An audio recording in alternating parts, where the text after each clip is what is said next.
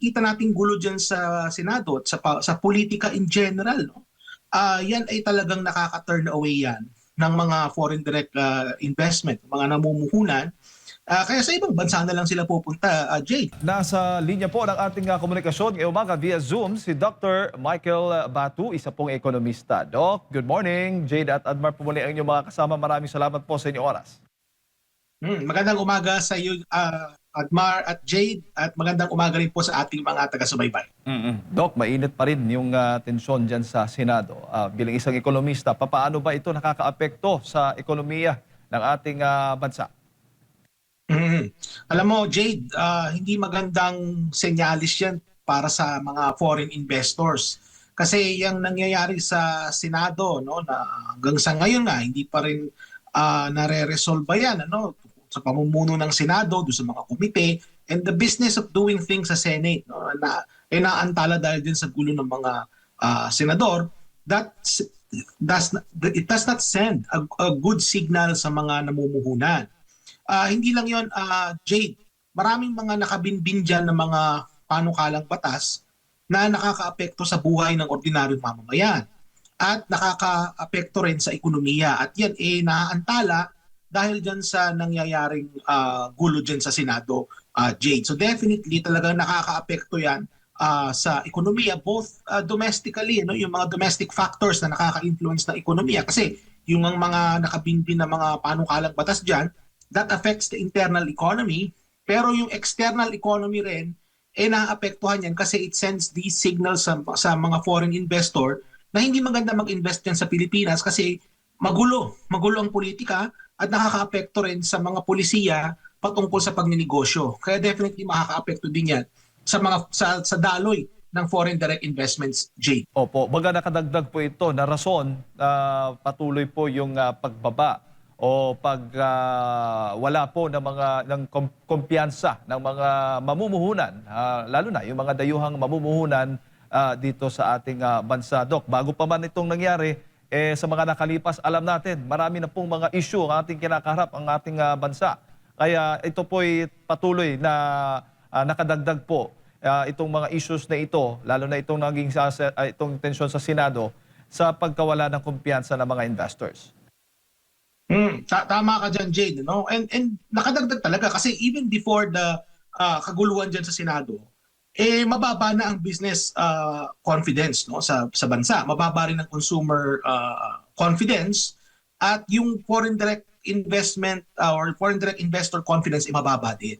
So, tung nangyaring kaguluhan dyan sa Senado, talagang nakadagdag pa yan, no, dun sa pababa na nga ng pababa na kumpiyansa ng mga mamumuhunan sa ating bansa. No? So, sa totoo lang, Jade, kahit yan ma-resolve yung issue sa Senado, patuloy pa rin bumababa ang investor confidence kasi hindi lang naman sa Senado nanggagaling yung gulo. Nanggagaling din sa Malacanang. No? So, yung mismong gobyerno ni Pangulong Marcos Jr., sila rin merong may contribution din sila dyan in terms of dito sa pag-decline, no, ng investor confidence sa ating bansa. So, sa totoo lang, mukhang judiciary lang yata ang walang ambag sa among the three co-equal branches of government. No? Mukhang judiciary lang ang walang ambag dyan sa pag-decline, no, ng foreign direct investment confidence dyan sa ating bansa. Definitely, itong nangyayaring gulo sa Senado, no, dapat ito ma-resolve sa lalong madaling panahon. Jade, and you know, you don't need to have a doctorate degree or to be a mathematician to understand that the majority is 12 plus 1 kasi 24 yung senators natin eh. So, I mean, Alan Peter Cayetano, being the Senate President, he has the confidence and the votes of 13 of his colleagues. So, hindi na muna kailangan i-belabor yan kasi Senator Alan Peter Cayetano is the legitimate Senate President having been elected by 13 of his colleagues. So kung ang nag-elect sa'yo 12 lang out of 24, hindi majority yun. Opo, malaking factor ho ba, Doc, kung yung kumpiyansa po ng mga investors ay bumaba sa paglago po ng ating ekonomiya? Malaking factor ho ba yan ng pagkawala sa paglago ng ating ekonomiya? Kasi sa totoo lang, Jade, ang bansang Pilipinas ay kulang yung kakayahan niya na mag-generate ng tinatawag naming mga economist na physical capital. So yung physical capital na yan ang resource na kinakailangan para makapagpatayo ka ng mga pabrika, para makapagpatayo ka ng mga paliparan, makapagpatayo ka ng mga daungan. Yan yung pinanggagalingan ng investment. Kulang yung na-generate ng ating bansa. So, ang kinakailangan dyan para mapunan yung pagkukulang, maghimok tayo ng mga foreign direct investment o mga FDI sa tinatawag. Sa nakikita nating gulo dyan sa Senado at sa politika in general, no? Yan ay talagang nakaka-turn away yan ng mga foreign direct investment, mga namumuhunan. Kaya sa ibang bansa na lang sila pupunta, Jade. Kaya makikita mo, no, sa datos, ang Vietnam halimbawa, talagang bumubulusok pataas ang kanilang foreign direct investment. Ang Pilipinas naman ay sumasadsad pababa. So, ibig sabihin, yung ating mga kapitbahay sa ASEAN, sila ang nakikinabang dyan sa mga foreign direct investment at sana dapat pumunta sana sa Pilipinas. Kaya lang, nakuha na nila dahil nga magulo ang nangyayari dyan na pampolitika, no, sa ating bansa. Nararamdaman ba ito ng mga mismo, ng mga ordinaryong Pilipino o limitado lamang doon sa pamahalaan at sa negosyo? Itong political Kasi ang tensions, nangyayari Doc, dyan, ang nangyayari dyan, Jade, is that kapag kumukonti ang namumuhunan, kumukonti rin yung nalilikhang trabaho. Kasi ang pinaka-objective ng pamumuhunan is makakreate ito ng trabaho. At pag nakakreate ito ng trabaho para sa mga mamamayan, hopefully makatulong yan sa kanilang income, no? Ordinaryong mamamayan, maramdaman nila yung epekto niyan at gaganda yung kanilang buhay. No? In theory, yan yung inaasahan natin. Kaya kapag hindi na-realize yan, Jade, ang talagang pinakatumbok nito na naapektuhan is yung ordinaryong mamamayan kasi hindi nila na-enjoy yung dapat sana na maayos na pamumuhay na through foreign direct investment at investments in general, no, sa Pilipinas, sa ating bansa. Makalikha ito ng trabaho para maramdaman ng mamamayan. So talagang ang pinaka-apektado dito is yung ordinaryong mamamayan. Bago ko lang ipasa kay partner Admar, Doc, sa tingin mo, itong gulo ngayon sa politika, hindi lamang sa Senado, kasi meron pa rin iba-ibang Yung mga impeachment. Oo, may impeachment pa. Iba-ibang mga issues, Doc. Pag hindi ito napigilan at nahinto sa ilalim ng termino ni Pangulong Bongbong Marcos na resolve itong mga issues na ito, talaga bang ang inaasahan natin ay bagsak na ekonomiya ng Pilipinas? Well, ang mangyayari nito, Jade, is malaking trabaho ito para sa susunod na gobyerno, sa susunod na administrasyon. Kasi nung iniwan ni Pangulong Duterte ang ekonomiya, maayos eh. Nung iniwan ni Pangulong Duterte yan. Ang nangyari nitong yung ekonomiya na na-inherit ni Marcos Jr. maayos. Ang nangyayari ngayon, Jade, is yung ekonomiya naman na mai-inherit ng susunod na administrasyon ay hindi kasing ayos, no, kagaya ng 2016. So, ang kagaya ng 2022 rather. So, ibig sabihin is malaking trabaho ang kailangan gawin ng susunod na administration kasi silang mag-aayos ng gulo na iiwan itong current na administration. Kitang-kita natin halimbawa sa economic growth. Economic growth natin napakababa, nasa 2.8% nung nakaraang quarter. Yung inflation natin tumataas. Ang maraming walang trabaho, mataas pa rin ang underemployment.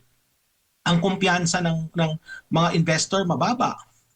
Ang kumpiyansa ng mga consumer mababa rin. Yung tinatawag na producer or purchaser managers index mababa rin. So kumbaga, kung titingnan mo yung mga indicators, Jade, no, hindi maganda, no? At sa palagay ko, no, kasi nga halos 2 taon na lang itong si Marcos Jr., hindi na niya magagawa yung kailangang mga gawin para maisaayos yung gulo, no, na ginawa nila sa ating bansa at sa ating ekonomiya. Yan ay maipapasa na yan sa susunod na administration, Jade. Doc, magandang umaga. Dito tayo sa inflation po natin. Mas mababa ito kumpara sa forecast mismo ng Bangko Sentral ng Pilipinas. Sa forecast ng Bangko Sentral ng Pilipinas, nasa 7.1 to 7.9 percent yung magiging inflation sa bansa. Pero sa huling report ng PSA, umabot lang ito sa 6.8% last May dahil daw sa pagbaba ng presyo ng mga ilang petroleum products. Ano nakikita niyo po rito? So totoo lang, Admar, no, magandang tanong yan. No?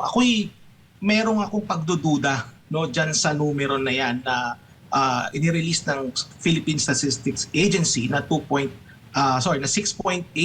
rate of inflation. Pakita nga natin yung slide. Meron akong inihandang slide, Admar, no? Meron akong pinadala dyan. Pakita nga natin yung slide number 1. Kita natin. Kasi nandyan yung breakdown ng mga importanteng components ng inflation na yan. No? So yung inflation natin, Admar, for May, yung slide number, yan. Tama, yan tayo. So for May 2026, yung all items inflation, yung nabanggit mo, yan yung 6.8%. At kung titingnan natin yung mga importanteng items dyan, kagaya ng bigas, ang rice inflation is nasa mahigit 15%. Ang transportation, so napapaloob dyan yung crudo, yung gasolina, 16.2%. At yung core inflation, kapag tinanggal mo yung mga volatile items, kagaya halimbawa ng petroleum products, tsaka energy, nasa 4.1%. Okay? So yan yung bumubuo ng inflation natin. Kasi pag tinignan mo dyan, Admar, yung rice at transportation alone, yan ay kalahati na yan ng rate of inflation mo. So napakalaking mga determinants yan, kaya yung titingnan natin. Now, so ang lumabas na inflation na nirelease ng PSA ay nasa 6.8%. Ngayon, kung titingnan natin mga kababayan, yung historical na datos ng inflation sa ating bansa. So meron akong datos niyan, Admar. No? Mala-download niyan sa OpenStat. No? But as an economist, I have access to this. Meron akong datos mula year 2000 no? Hanggang sa kasalukuyan. Tinignan ko, no? Kung ang inflation rate natin ay lumalaro sa pagitan ng 6 to 7%, kagaya ng nakikita natin sa ngayon, dapat yung rice inflation nasa 6.1% lang, Admar. And yung transportation, nasa 15% on average lang yung inflation at yung core mo nasa around 5%. So ibig sabihin, kung yung rice inflation natin ngayon ay nasa 15%, dapat mas mataas sa 6.8% yung nakikita natin na rate of inflation, hindi 6.8. Okay, so tingnan naman natin ha, kung 7 to 8% naman ang inflation, ayon sa historical data, on average, yung rice inflation mo nasa about 9.6% yan on average. And yung average inflation mo for transportation should be around 14.6%. Yung core is 6.5%. So kumbaga, titingnan nyo ha, yung rice inflation natin is 15.6 and yet ang na-report na inflation ay 6.8% lang. Kaya ako'y duda ako dun sa 6.8 na nirelease ng PSA. No? And again, Admar, I just want to put this on record na I'm not accusing the Philippine Statistics Agency na wini-window dress nila yung data. Hindi po natin inaakusahan sila niyan. Bagkus, ang gusto ko sana ay magpaliwanag sila in terms of why yan yung nakita nating numbers considering na historically hindi siya tugma sa nakikita natin. Now, baka sabihin nyo naman na si Dr. Batu lang ang gumagawa niyan, baka ano lang yan, assumptions lang ni Dr. Batu. Actually mga kababayan, hindi lang ako nag-iisa dito. Pakita natin yung slide number 2. Doon sa slide number 2, makikita nyo dyan yung median forecast ng 16 na ekonomista. 16. And yung median forecast, ibig sabihin yan, out of 16 na ekonomista, okay, 8 sa kanila ang nagsabi na ang inflation ay dapat mahigit sa 7.9%. At 8 sa kanila ang nagsabi na dapat mas mababa sa 7.9%. So mataas yan na median forecast. At nabanggit mo nga rin, Admar, kanina, no, na yung BSP forecast is somewhere between 7.1 to 7.9%. So hindi lang po ako nagsasabi o nagsasabi na dapat mas mataas, no, yung actual na inflation rate natin. Merong 16 na ekonomista, nandyan mismo ang BSP na marami ding economists dyan, marami akong classmate at estudyante na nandyan sa BSP, mga economists din sila. At ang BSP mismo nagsabi na dapat yung kanilang, based sa kanilang forecast, mas mataas dapat sa 6.8% yan kasi nga lumalaro between 7.1 and 7.9%. And to sum it up, pinakita ko sa inyo yung historical data, hindi tugma. Yung nakita nating historical data doon sa rate of inflation na iniulat ng PSA. So, again hindi po ako nag-aakusa sa PSA na ninodoktor ninyo yung datos, hindi po ako nag-aakusa niyan. Pero, based sa pinakita nilang numbers, hindi mawawala yung pagdududa. No, lalong-lalo na sa mga kagaya naming mga economists na alam namin yung takbo ng data. At hindi lang yun, Admar, kung tatanungin mo yung ordinaryong mamamayan, sabihin nila sa iyo na hindi nila ramdam yung pagbaba ng rate of inflation na yan at 6.8%.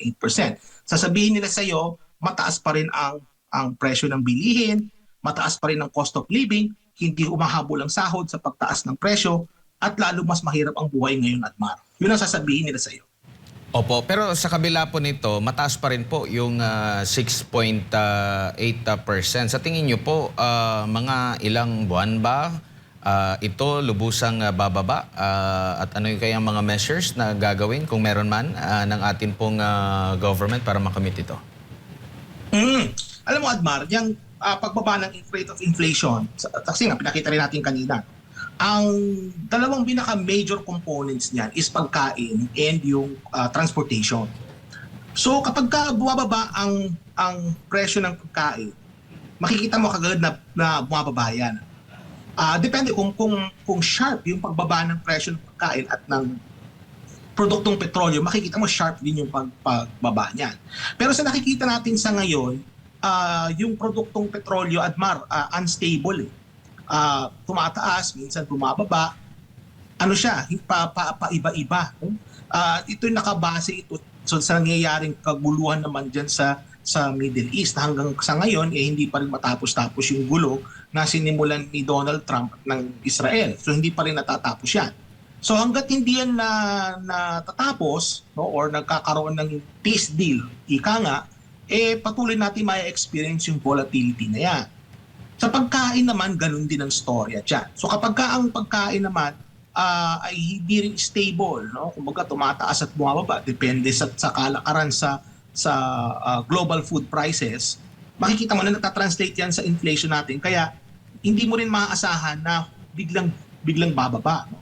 At nabanggit ko rin kanina, dapat yung rate of inflation na yun, sa palagay ko, no, bilang isang economist at bilang may alam, no, sa takbo ng mga datos na yan, hindi dapat 6.8 ang inflation rate natin, Admar. In fact, ako personally, ang inaasahan ko dyan noon, it was about 8% yung rate of inflation. Mataas dapat kasi mataas ang presyo ng crudo sa global markets. Mataas pa rin ang presyo ng bigas sa ating bansa. So yan nakakahila yan ng inflation pataas. Pero now, sa tanong mo naman, Admar, in terms of measures, no, ang ginagawa kasi ng gobyerno ngayon, yung tinatawag na targeted measures. So halimbawa, assistance dun sa mga mahihirap, no, para makatulong sa kanila, para maka-afford sila ng pagkain, no, or sa mga tsuper, no. So yun yung nakikita ko na measures na ginagawa ng gobyerno, pero sa palagay ko kulang pa rin ito. Bakit? Kasi meron pa silang mga dapat gawin na hindi nila ginagawa, which is yung pagtatanggal ng buwis, no. Halimbawa sa transportasyon, ano, sa gasolina, hindi pa nila hindi pa nila natatanggal yung VAT, no. Kung di ako nagkakamali, nandyan pa rin yung VAT. So meron pa rin silang mga dapat gawin na hindi nila ginagawa, no? So kumbaga, kung ano man yung kanilang targeted measures na ginagawa, kulang pa rin yan para ma-address yung issue ng mataas na cost of living dahil sa nakikita natin mga kaguluhan sa kasalukuyan, Admar. Opo, dito naman po tayo sa paglago ng ating ekonomiya po, no.